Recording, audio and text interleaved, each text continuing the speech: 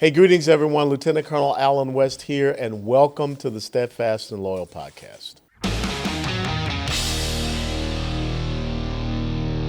You gotta light 'em up before they burn it down. Better dig deep, put 'em in the ground. Blood on their hands, they're hellbound. Sing a song. Ooh, they're gonna burn it down. Sing a song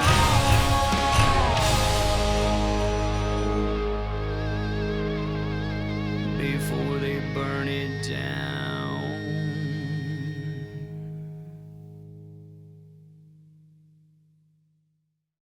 Hi, I'm Lieutenant Colonel Alan West, and throughout my life, from military to public service, the right to bear arms responsibly has been a fundamental belief. That's why I stand with United Patriot Supply.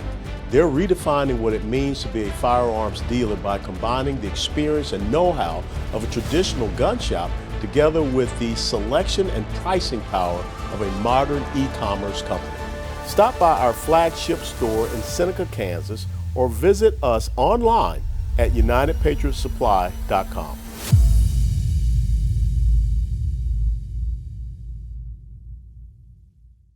Hey, greetings, everyone. Welcome back to the Steadfast and Loyal podcast. I want to read you a little something here. I never wanted to be a public figure. I was homeless as a small child and raised in government subsidized housing. My goal was to become a cop or a paramedic.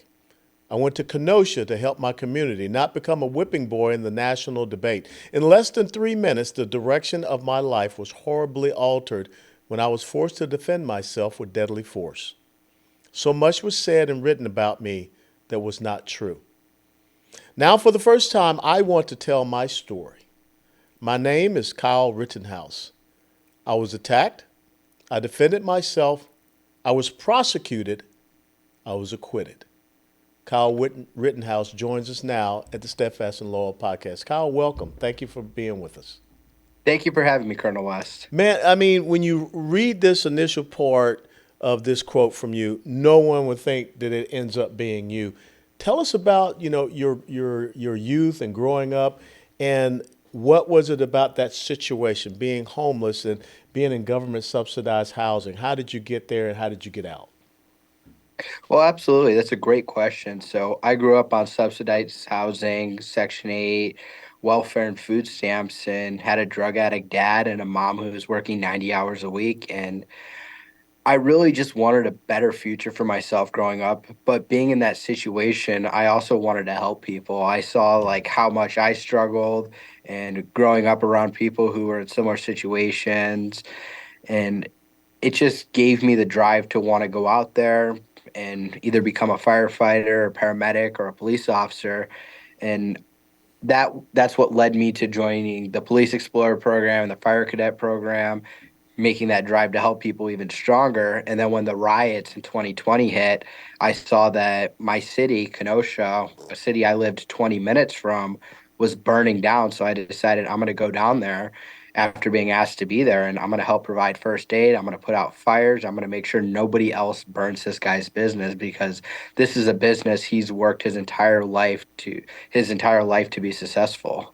So here you are, a young man. I mean, the progressive socialist left would have us believe that you're some, white nationalist, supremacist, came from a silver spoon background, and all of a sudden you ran down there to just find someone to shoot. But it was the complete opposite. You wanted to go down there to serve, to help people. You wanted to help to enforce law and order in a chaotic and a confused situation. Tell us about what you saw and what you found when you did show up down there to help this gentleman protect his business. Well, some of the things I saw, one of the things I'll never forget is the smell. I'll Yeah. never forget the smell of like the burning tires in the air, the smell of smoke and tear gas mixed all together. I'll never forget that smell, but I'll also never forget the crowd, the violent crowd that was chanting F the police, throwing rocks and bricks and burning the city down. I'll No, never those forget those that. were peaceful demonstrators. That's what the leftist That media that's what says. CNN would like you to believe. Yeah. But to be honest, there were some peaceful demonstrators there, but they were the ones who went home at 5 o'clock. They weren't the ones that stayed there throughout the night to continue to torment and burn this city down. You know, it's interesting to me because, again, you hear all this talk about insurrectionists or whatever. You look at what happened in Kenosha, you look at what happened in Minneapolis. It's as if the left wants to dismiss and disregard their actions. They want to justify it.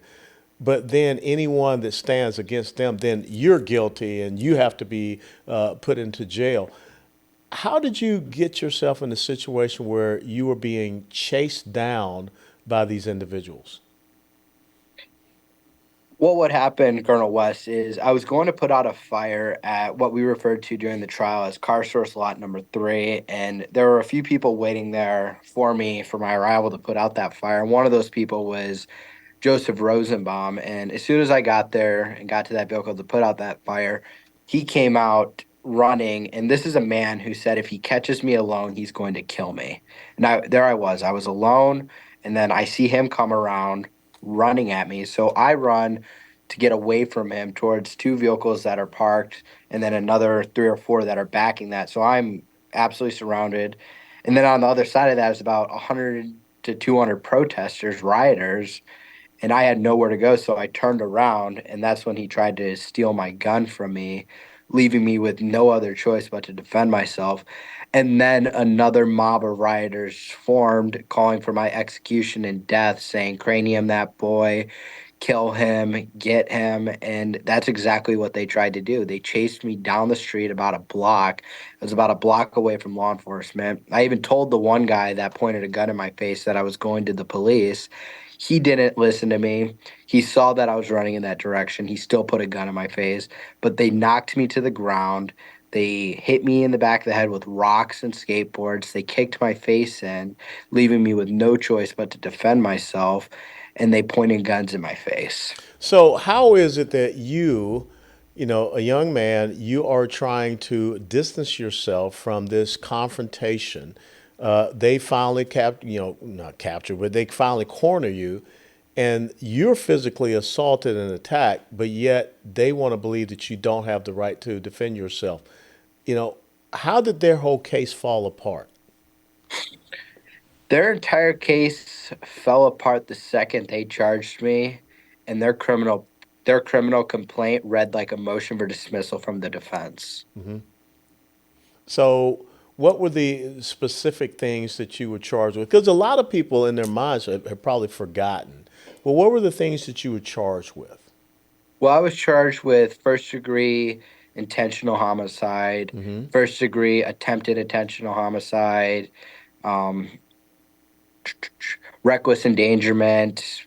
So I was charged with reckless endangerment twice, one for an unknown male, one for Richard McGinnis, and then reckless homicide, and then possession of a rifle by a person under the age of 18, and curfew. So we had the five big felonies dismissed, and then the one misdemeanor, which was the underage possession of a rifle, we had that dismissed because in the state of Wisconsin, between the ages of 16 and 17, you can open carry a long rifle with a barrel longer than 16 inches, and that's Wisconsin statute. And then we had the ticket. The It was a basic ticket for the curfew. The judge deemed that unconstitutional, and that was dismissed. You know, the interesting thing is, let's say this had gone in a different direction. Do you think that anyone would have been charged if it were your death? Do you really think that this country would have, been tuned in to a trial of the individuals that brought harm to you?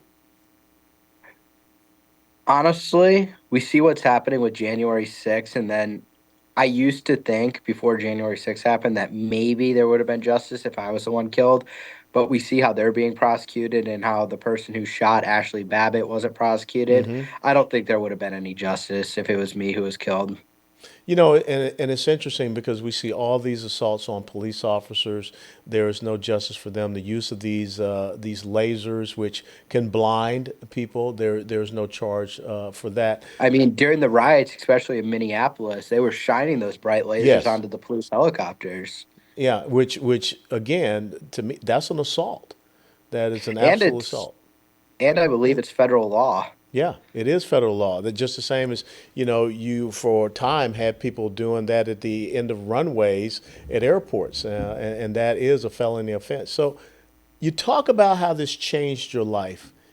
You go from a young man, just wanting to help your community. Now you're in the national spotlight. What was that like for you? Stressful. Yeah, It was really interesting. I went from being a 17-year-old kid to a 17-year-old person who had to grow up really, really fast and deal with these adult charges yeah.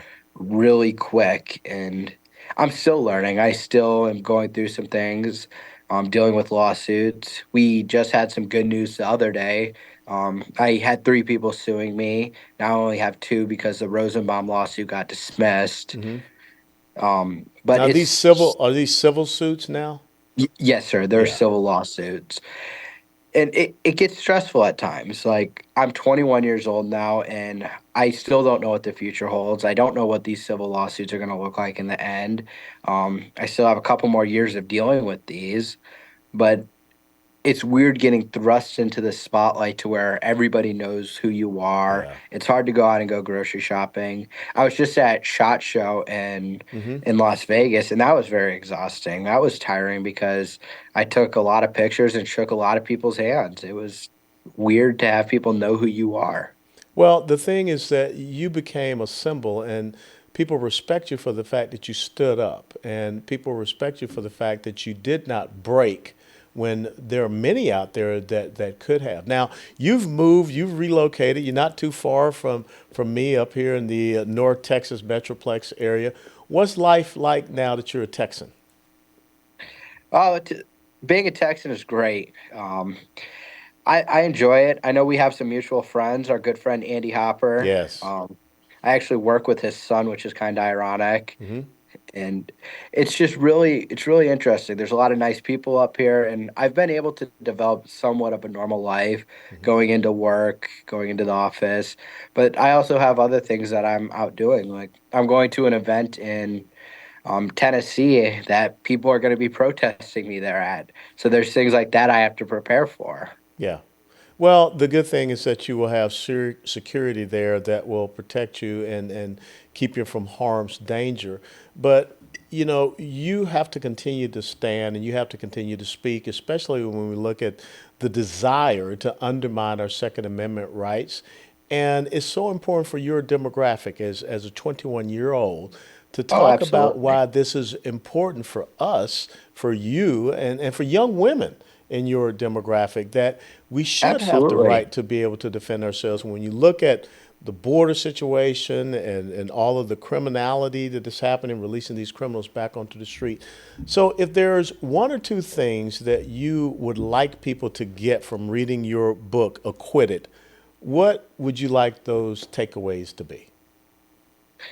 Well, one of the first things is I would really like them to go in there and read about what happened. Read that I grew up as not this kid that the media portrayed, but as a kid who was underprivileged, who struggled, who had a broken family, and had a mom who was working countless hours just so she can put food on the table. But also that my end goal was to help people, Yeah. and my goal in the future is to not be this huge public figure, but to maybe live somewhat of a normal life when I'm a little bit older. Well, I think that defining normal may be a little bit different. I think that you're in a spotlight. I think that you're an important voice, just the same as Riley Gaines. I had an opportunity to be with her. She was just an NCAA swimmer, but all of a sudden she decided to make a stand against, this transgender in women's sports. And she has been protested. She was, attacked viciously out in San Francisco, but she understands how important it is for the subsequent generations of young women out there in women's sports. Your experiences are important. for other young people and for all of America to go through. So, how can people go out and get your book? Has it been released, or when is the release date? So the book has been released. It's available for purchase now. You can go to rittenhousebook.com and order a copy today. You can order a signed copy as well. I've hand signed a bunch. I just got back from a book signing. I did one at SHOT Show, so my wrist is a little bit sore, but you can go to rittenhousebook.com and order a copy today. Well, we want to thank you for the stand that you have taken. And I just ask you to be strong in the Lord. You know, God told Joshua 3 times in chapter 1, verses 5 through 9, be strong and of good courage, for the Lord thy God shall never leave you nor forsake you. So, my advice to you is to take what the devil meant for bad and for evil, but allow God to turn it for good, and always give him the praise, honor, and glory as you go out and all the things that you do. Absolutely. Any parting Absolutely. words for the audience before I let you go? Well, Colonel West, thank you for allowing me to come on to talk about my new book and a little bit of my story. I enjoyed it.